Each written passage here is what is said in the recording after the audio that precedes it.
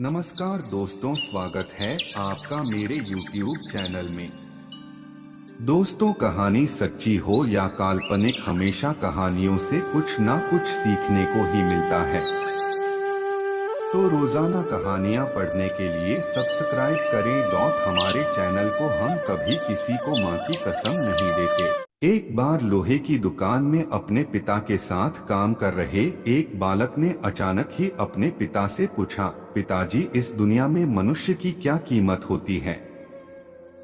पिताजी एक छोटे से बच्चे से ऐसा गंभीर सवाल सुनकर हैरान रह गए। फिर वे बोले, बेटे, एक मनुष्य की कीमत आंकना बहुत मुश्किल है, वो तो अनमोल है। बालक, क्या सभी उतने ही कीमती और महत्वपूर्ण हैं? पिताजी, हाँ बेटे। बालक के कुछ पल्ले पड़ा नहीं। उसने फिर सवाल किया, तो फिर इस दुनिया में कोई गरीब तो कोई अमीर क्यों है?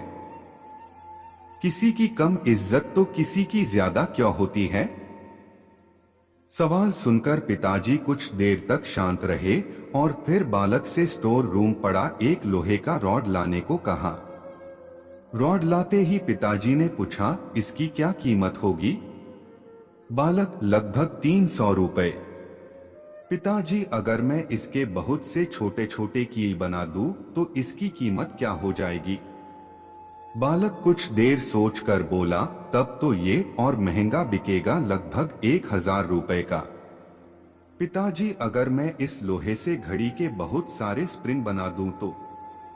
बालक कुछ देर सोचता रहा और फिर एकदम से उत्साहित होकर बोला, तब तो इसकी कीमत बहुत ज्यादा हो जाएगी। पिताजी उसे समझाते हुए बोले, ठीक इसी तरह मनुष्य की कीमत इसमें नहीं है कि अभी वो क्या है, बल्कि इसमें है कि वो अपने आप को क्या बना सकता है। बालक अपने पिता की बात समझ चुका था।